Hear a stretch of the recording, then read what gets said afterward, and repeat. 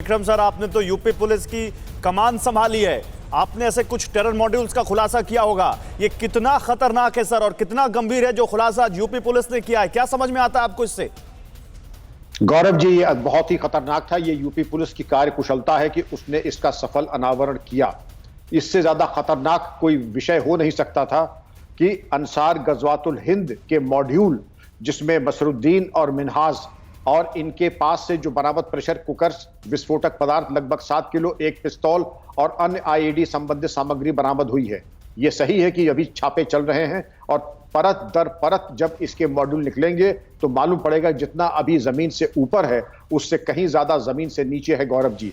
और ये तो चलने वाली विवेचना है, लेकिन जो इनके मंसूबे प्रथम दृष्टया प्रकाश में आए हैं, भीड़ भाड़ वाले स्थान, लोन वुल्फ अटैक, इस तरीके के हमले करना, विशिष्ट व्यक्तियों पर हमले करना, आक्रमण करना, भीड़ भाड़ वाले स्थानों के अतिरिक्त जो विशिष्ट संस्थान हैं उनके ऊपर आक्रमण करना और 15 अगस्त के आसपास इस प्रकार के आक्रमण जिससे भय और आतंक का वातावरण व्याप्त हो जाए। इसलिए इसको कामयाबी को मैं बधाई देता हूं, लेकिन बधाई के साथ साथ मेरा यह भी परामर्श होगा कि इसको कितनी गहराई से जाकर के पूछताछ, custodial interrogation, lie detector test, polygraph test के माध्यम से नहीं, लेकिन विक्रम सर देखिए, ये केवल लोकल मॉड्यूल नहीं है, इसके तार इंटरनेशनल टेरर नेटवर्क से जुड़े हुए हैं, अलकायदा का नाम आ रहा है इसमें। तो आपको लगता है कि ये एक बहुत बड़ा, एक सोचा समझा प्लान था और ये एक बहुत बड़ी चुनौती बन सकती है आने वाले दिनों में?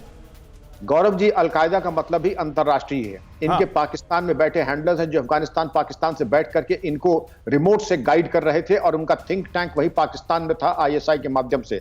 ये अंतरराष्ट्रीय षड्यंत्र है और इसकी विवेचना एक दूसरे प्रकार से की जाती है, जिसमें कि कम्युनिकेशन को लेकर के भी एक दूसरी एनालिसिस होती है, जिसका ज्यादा खुलासा सार्वजनिक रूप से नहीं कर सकता हूं, क्योंकि आपके अंतरराष्ट्रीय चैनल को पाकिस्तान और आईएसआई अभी भी देख रहा होगा और जो हम बातें कर रहे हैं उसके आधार पर आप भी नहीं चाहेंगे, मैं भी नहीं चाहूंगा कि वो लाभान्वित हो। इसलिए हम उतनी बात कहकर के इसकी इन्वेस्टिगेशन एक दूसरे स्तर पे की जाए। मैं नहीं चाहता कि आप कोई भी सेंसिटिव डिस्क्लोजर यहां पर करें, मैं नहीं चाहता, लेकिन आपका एक्सपर्टीज बहुत जरूरी है यहां पर इस पूरे मामले को समझने के लिए। मैं आपके पास आता हूं, गुरमीत सर के पास आता हूं। गुरमीत सर, आप समझते हैं डिफेंस से जुड़े मामलों को, जब अलकायदा इन्वॉल्व हो जाए, जब इतना बड़ा टेरर नेटवर्क इन्वॉल्व हो जाए, तो ये केवल लखनऊ या किसी एक स्टेट तक लिमिटेड नहीं रहता है, फिर तो ये मामला पूरे देश के लिए एक बहुत बड़ी चुनौती है।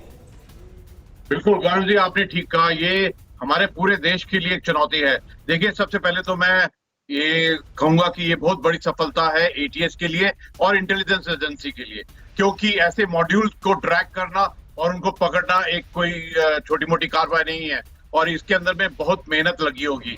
और बड़ी बात ये टेररिस्ट हैं, ये जो ओजीडब्ल्यू नेटवर्क है, ये जो रेडिकलाइजेशन और रिक्रूटमेंट का नेटवर्क है, ये काफी पहले से चल रहा है और ये स्लीपर एजेंट्स हैं। आप देखिए कि इसका टाइमिंग्स क्या है।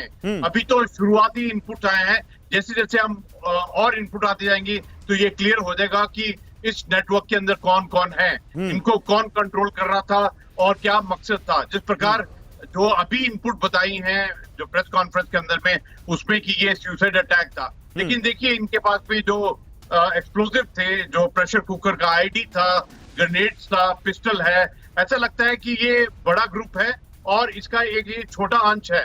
लेकिन अभी जो बाकी टेररिस्ट हैं जो अभी नहीं पकड़े गए हैं, उनकी क्या प्लानिंग थी, क्या तजवीज थी, कौन से दिन में क्या करने वाले हैं। और देखिए, अभी आप अगर पूरे माहौल को देखें तो जिस प्रकार से अफगानिस्तान पाकिस्तान का सीन चल रहा है, जिस प्रकार आपने देखा कि जो प्रधानमंत्री जी ने कश्मीर के मामले में जेएन के लीडर के साथ में बात की थी, उसके बाद में दरभंगा और हैदराबाद वाला भी केस हुआ था, उससे भी यही सबक मिला है कि नहीं। लेकिन मैं एक सवाल यहाँ पर विक्रम सर के पास लेके जाना चाहता हूं। मैं आता हूं गुरमीत सर आपके पास। गुरमीत, विक्रम सर, ये पहली बार नहीं है जब इस इलाके से कोई इस तरह इतना बड़ा टेरर नेटवर्क पकड़ा गया हो या उसका खुलासा किया गया हो। 2017 में यहीं पर एक आतंकी मारा गया था इसी इलाके में। लखनऊ में इससे पहले भी कई आतंकी पकड़े जा रहे हैं।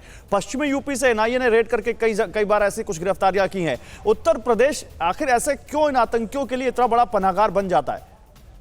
गौरव जी, बहुत अच्छा सवाल, क्योंकि स्लीपर सेल जहां आसानी से बन जाएं और जहां पर साजो सामान और होम ग्रोन टेरर का मुखौटा पहना सकें, इसलिए उन जगहों को चुना जाता है। 96 में सैयद मोहम्मद उमर शेख, जो अलकायदा का नंबर 2 था, वो सहारनपुर में मुठभेड़ के बाद गिरफ्तार हुआ। इसके बाद आपने लखनऊ में 2017 की बात बताई और उसके पहले आईएसआईएस का टेररिस्ट मारा गया था पुलिस मुठभेड़ में 12 मार्च उसके पहले।